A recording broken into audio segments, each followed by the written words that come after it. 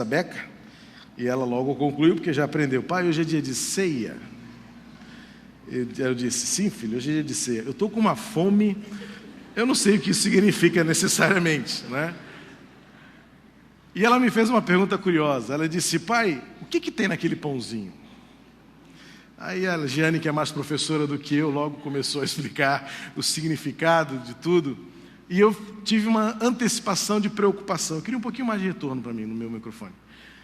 Eu tive uma antecipação, ou uma preocupação antecipada. Eu não sei como é que vai ser. Daqui a algum tempo ela já falou em batismo. Daqui a algum tempo isso vai acontecer, pela graça de Deus, não sei quando ela quiser. E aí ela vai poder então celebrar a ceia conosco, porque essa foi a pergunta dela: como é que faz?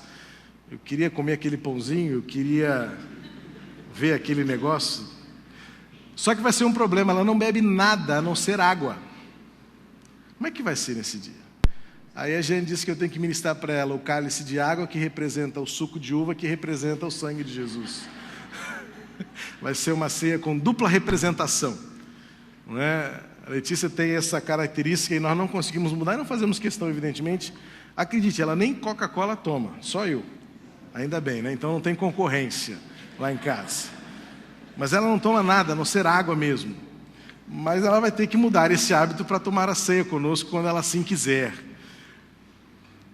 E ela já começou a perceber que a ceia é um momento especial para nós. Graças a Deus, porque nossa filha, como os nossos pequeninos todos, vão crescendo e vão descobrindo que este momento para nós é singular.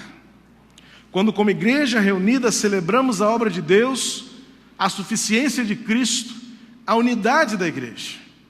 Eu quero convidar você a abrir a sua Bíblia na carta de Paulo aos Efésios, capítulo 1, versos 1 a 14. Eu quero compartilhar com você nesta manhã o que Deus fez para o louvor da sua gloriosa graça. Seria esta a melhor tradução de uma expressão que Paulo usa 3 vezes neste versículo: para o louvor da sua glória. Em Efésios capítulo 1, versículos 1 a 14, o apóstolo Paulo vai referir-se em 3 momentos de que as coisas foram criadas, a obra de Deus foi realizada, o amor de Deus foi manifesto, para o louvor da sua glória. E como no contexto Paulo fala da graça, eu então quero aplicar na nossa vida nesta manhã o que significa esta mesa, à qual nos sentamos com o Senhor, para celebrarmos o louvor da gloriosa graça de Deus por nós. Na Nova Versão Internacional, diz assim a palavra de Deus, na carta de Paulo aos Efésios, capítulo 1, versos 1 ao 14. Paulo, apóstolo de Cristo Jesus, pela vontade de Deus, aos santos e fiéis em Cristo Jesus, que estão em Éfeso. A vocês, graça e paz da parte de nosso Senhor Pai, de nosso Pai, e do Senhor Jesus Cristo. Bendito seja o Deus e Pai de nosso Senhor Jesus Cristo, que nos abençoou com todas as bênçãos espirituais das regiões celestiais em Cristo, porque Deus nos escolheu nele antes da criação do mundo para sermos santos e irrepreensíveis em sua presença. Em amor, nos predestinou para sermos adotados como filhos por meio de Jesus Cristo, conforme o bom propósito da sua vontade, para o louvor da sua gloriosa graça, a qual nos deu gratuitamente no amado. Nele temos a redenção por meio do seu sangue, o perdão dos pecados, de acordo com as riquezas da graça de Deus, a qual ele derramou sobre nós, com toda a sabedoria e entendimento, e nos revelou o mistério da sua vontade, de acordo com o seu bom propósito, que ele estabeleceu em Cristo. Isto é, de fazer convergir em Cristo todas as coisas, celestiais ou terrenas, na dispensação da plenitude dos tempos. Nele fomos também escolhidos, tendo sido predestinados conforme o plano daquele que faz todas as coisas segundo o propósito da sua vontade, a fim de que nós, os que primeiro esperamos em Cristo, sejamos para o louvor da sua glória. Quando vocês ouviram e creram na palavra da verdade, o evangelho que os salvou, vocês foram selados em Cristo com o Espírito Santo da promessa, que é a garantia da nossa herança até a redenção, daqueles que pertencem a Deus, para o louvor da sua glória. Paulo, apóstolo pela vontade de Deus. Uma rápida referência a uma mensagem que preguei alguns domingos atrás, por ocasião do Dia do Pastor. Mais uma vez encontramos no Novo Testamento a figura do apostolado, e Paulo faz questão de afirmar que ele não era o que era por vontade própria, não era o que era por eleição dos homens, não era o que era por referendo dos homens, mas Paulo era o que era pela vontade de Deus. O enviado, o mensageiro, aquele que sai da sua terra para viver muito como andarilho, passando de lugar em lugar, anunciando a graça e a paz de Jesus. Esta carta ela é estritamente semelhante à carta que Paulo escreveu aos Colossenses. O conteúdo é quase o mesmo, mas há uma pequena diferença, segundo os críticos do Novo Testamento, que o que diferencia é que em Colossos, Paulo estava tratando de heresias acerca da pessoa de Jesus. Por isso é uma carta profundamente teológica, uma carta profundamente cristocêntrica, em defesa da pessoa de Jesus e de seu ministério. A carta aos Efésios parece que foi uma carta quase que escrita ao mesmo tempo, com o mesmo conteúdo, só que sem a preocupação de tratar de heresias, ao contrário, de salientar a unidade e a finalidade da igreja. Visivelmente, quando Paulo escreve aos Efésios, ele quer engrandecer e enaltecer o valor da igreja de Jesus. A superioridade desta instituição, deste grupo, desta família, deste corpo. Enquanto em Colossenses, Paulo vai falar da suficiência de Cristo, em Efésios, Paulo vai falar da suficiência da igreja de Cristo. Paulo vai falar de unidade. Paulo vai falar de alegria. Paulo vai falar de salvação. E ele então introduz a sua carta aos Efésios falando sobre as bênçãos, sobre os benefícios, sobre os motivos que nós temos para celebrar, como fazemos hoje, a salvação que temos em Jesus. Paulo se refere aos santos e fiéis, aos separados, e àqueles que se mantêm firmes, inabaláveis no desejo de seguir a Cristo, tornando-se seus seguidores e buscando tornarem-se iguais a eles. Mas há algo precioso nesta saudação, logo de início, quando Paulo saúda os santos que estão em Éfeso e em Cristo. Literalmente, a tradução do versículo 1 seria: aos santos fiéis em Cristo Jesus, não que estão em Éfeso, mas que estão em Éfeso e estão também em Cristo. Barclay vai dizer que Paulo estava se referindo, como exemplo, àqueles que partem de seus portos, deixando lá seu coração. Tornam-se navegantes por toda a terra, mas seus corações estão ancorados em seu lar.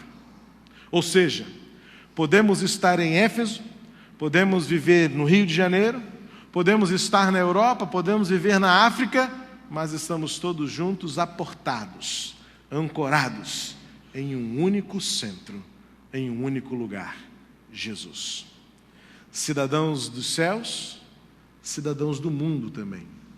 Não fora do mundo, mas fazendo a diferença dentro do mundo, exercendo a salvação, desenvolvendo a salvação, como diz Tiago em sua epístola, desenvolvendo a salvação de maneira tal que Cristo seja visto em nós. Paulo então vai agora enumerar as bênçãos da salvação, e eu as classifico ou as organizo aqui em três essencialmente 3 manifestações da alegria da salvação em nós. Paulo vai falar de algumas expressões, ou Paulo vai utilizar algumas expressões bastante fortes dentro da teologia. Paulo fala de eleição, Paulo fala de predestinação, Paulo fala de adoção.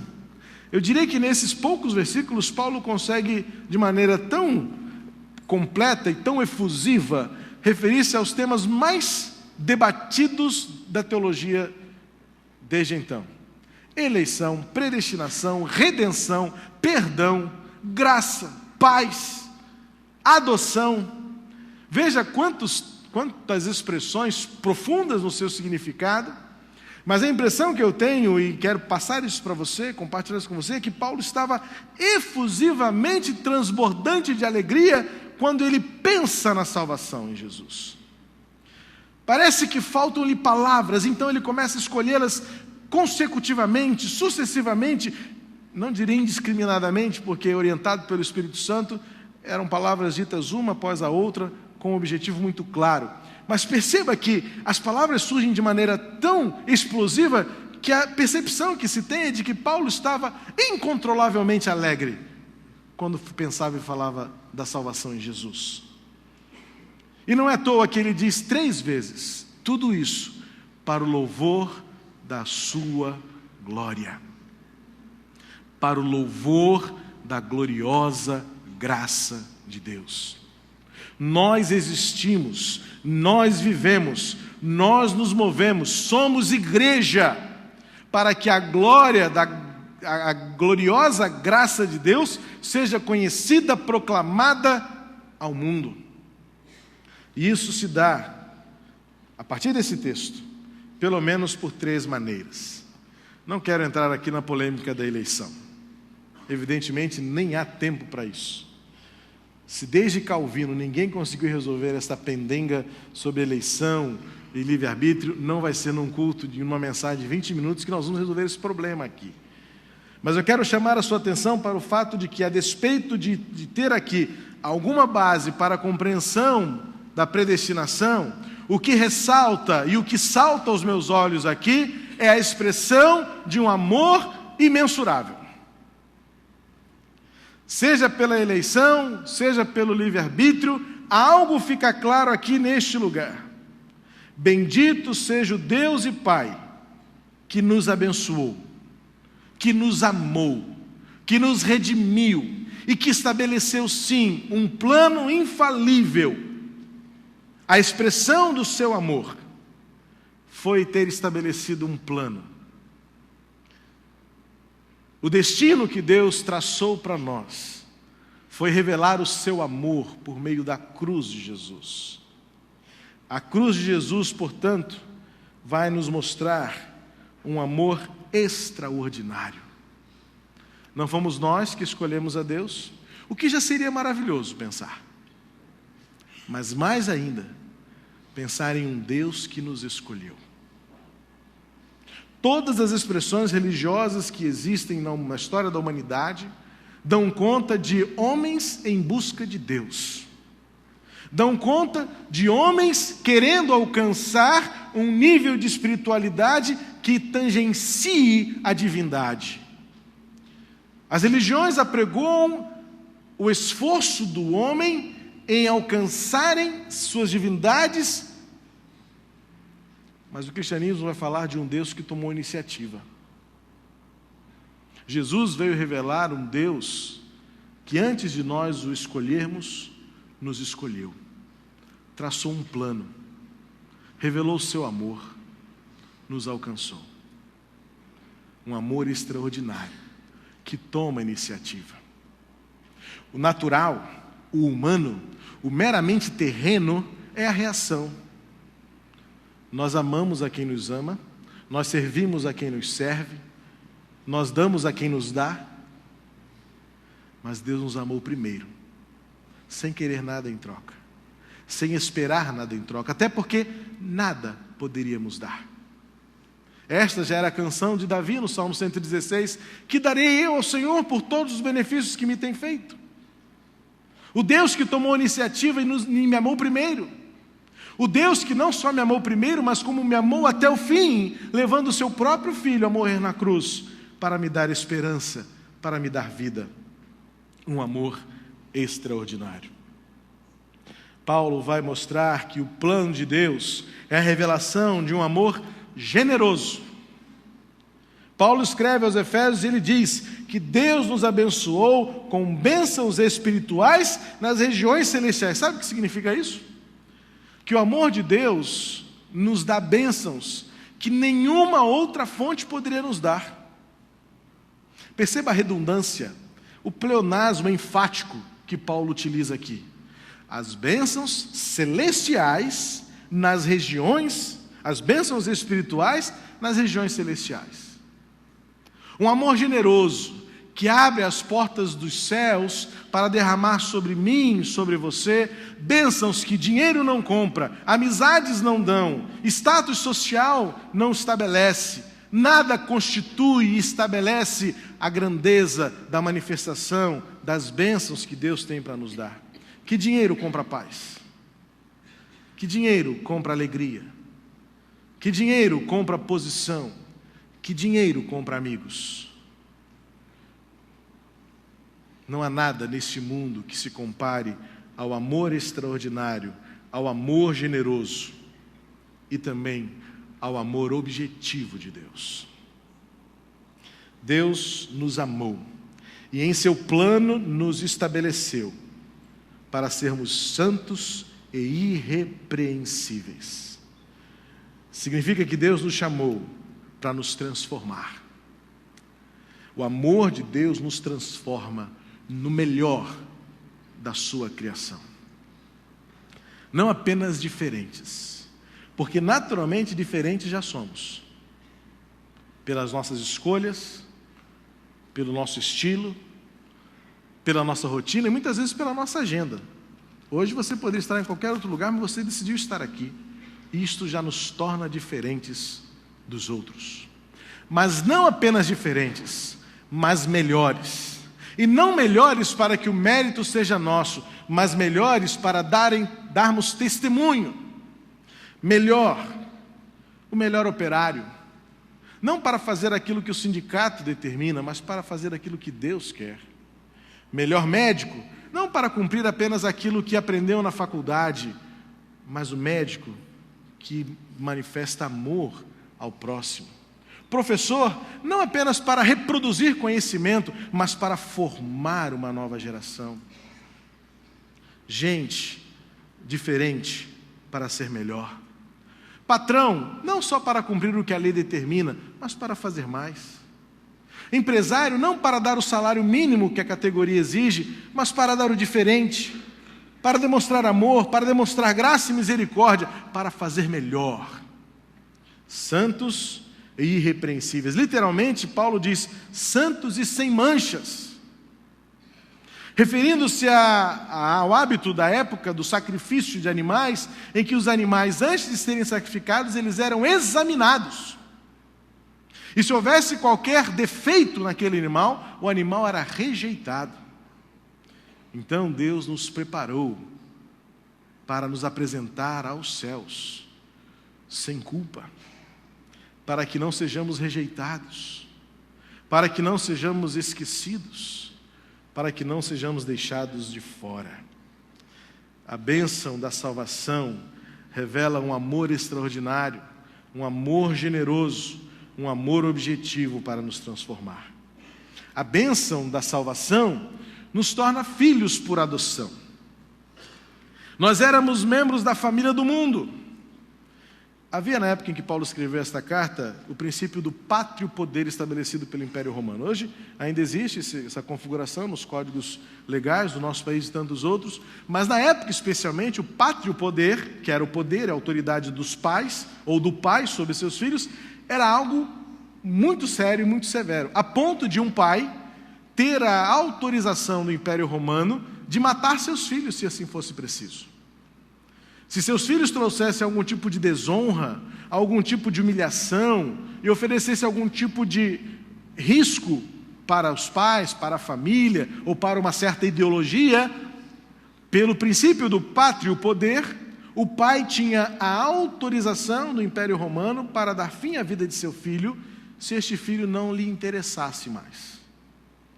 Então, começou a crescer naquela época os princípios e a prática da adoção. Um filho que não me interessava mais, eu dispunha para adoção, inclusive porque eu ganhava um dinheirinho com isso. Ao invés de matá-lo, eu dou para alguém.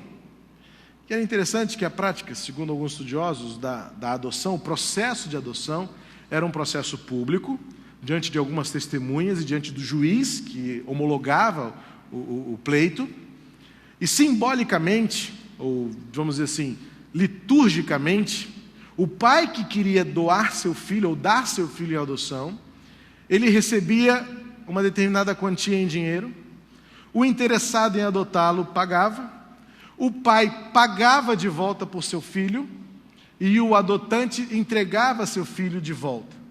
Essa ação se repetia por 3 vezes consecutivas, até que na terceira vez o adotante ficava com seu filho definitivamente por adoção. Um pagamento feito 2 vezes de maneira simbólica e uma terceira vez de maneira definitiva. Por 2 vezes o pai tinha a chance de ter seu filho de volta, simbolicamente, mas ele reiterava o seu desejo de dizer: eu não quero mais este filho para mim. É esse princípio que Paulo fala aqui. Deus nos comprou por um preço muito grande. E um filho adotado, ele passava a usufruir de todos os benefícios da nova família.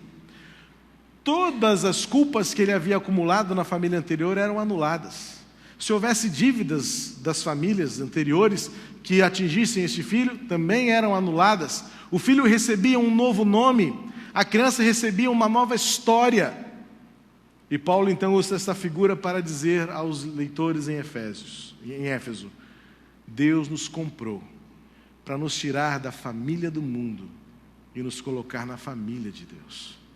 Por isso, a carta aos Efésios é um escrito da família, da igreja como um corpo unido, um corpo coeso, um corpo ajustado, que celebra as bênçãos da salvação. Paulo vai continuar o seu pensamento celebrando a salvação em Jesus, dizendo: nele, versículo 7, nele temos a redenção, por meio do seu sangue, temos o perdão dos pecados, de acordo com as riquezas da graça de Deus, a qual Ele derramou sobre nós com toda sabedoria e entendimento. Um amor generoso, um amor extraordinário, um amor objetivo, mas também a redenção, que significa dizer a salvação, não por nossos próprios méritos, tirar-nos da cadeia, tirar-nos das algemas, sem que nós precisássemos fazer absolutamente nada. O perdão, a sabedoria e a inteligência. Obrigado. Bênçãos da salvação, cuja culpa toda foi abonada, cuja culpa toda foi anulada. E o nosso relacionamento com Deus hoje pode usufruir da perfeita harmonia, livre de toda condenação. Acima de tudo, aquilo que somente Ele pode nos dar: sabedoria e inteligência. Palavras parecidas, mas que têm significados diferentes. Sabedoria é a capacidade do homem de elocubrar, de raciocinar, de pensar coisas acima da sua vivência prática. A sabedoria é abstrata.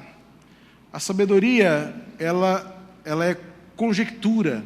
A sabedoria, ela nos leva a pensamentos muito mais filosóficos, ideológicos, enquanto que a inteligência, cuja palavra grega é phronesis, é a capacidade do raciocínio prático, da decisão rápida, do cálculo, da matemática, da decisão acertada entre direita e esquerda.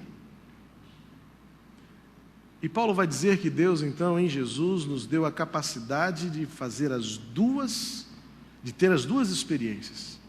Porque você e eu sabemos que muita gente é muito boa em dinheiro, mas não sabe gastar dinheiro. Muita gente é inteligente para ganhar dinheiro, mas não é sábio para gastar dinheiro. Muita gente é inteligente para fazer negócio, mas não tem sabedoria para manter relacionamentos. Muita gente é tão inteligente para ter todos os diplomas disponíveis nos cursos acadêmicos, mas não tem sabedoria para reconhecer que existe um Deus criador dos céus e da terra. Inteligência não é sabedoria, e uma sem a outra torna-nos capengas e imperfeitos.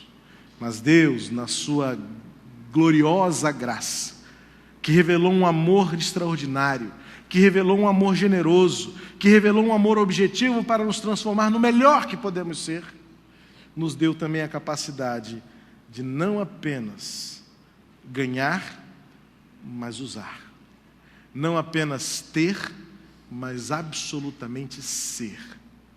Pois a sabedoria nos transforma. A inteligência muitas vezes nos dá. Mas nós vivemos num mundo em que tanto tem e nada é. A salvação em Jesus nos habilita a sermos muito mais do que aquilo que aparentamos ter ou do que o mundo vê em nós. E por último, a unidade, a perfeição da comunhão, da alegria que temos de ser igreja, quando o apóstolo Paulo faz um jogo de palavras muito curioso, muito interessante, e eu quero que você perceba comigo isso. No versículo 12, ele diz assim, vamos ler a partir do 11 para você entender bem o que eu quero dizer agora. Nele fomos também escolhidos, tendo sido predestinados conforme o plano daquele que faz todas as coisas segundo o propósito da sua vontade, a fim de que nós, os que primeiro esperamos em Cristo, sejamos para o louvor da sua glória. Quando vocês ouviram e creram na palavra da verdade, o evangelho que os salvou, vocês foram selados em Cristo com o Espírito Santo da promessa, que é a garantia da nossa herança até a redenção daqueles que pertencem a Deus, para o louvor da sua glória. Quero chamar a sua atenção para alguns pronomes pessoais que Paulo utiliza aqui. Paulo vai dizer que nós fomos também escolhidos. Nós fomos também predestinados, conforme o plano. O plano foi o que eu já compartilhei com você. Um plano de amor, um plano de redenção, um plano de transformação. Mas agora Paulo vai mudar o pronome pessoal inclusivo para falar de vocês. Porque uma hora Paulo fala de nós e outra hora fala em vocês. Preste bem atenção nisso. A igreja em Éfeso era uma igreja gentílica. Era uma igreja predominantemente de não-judeus.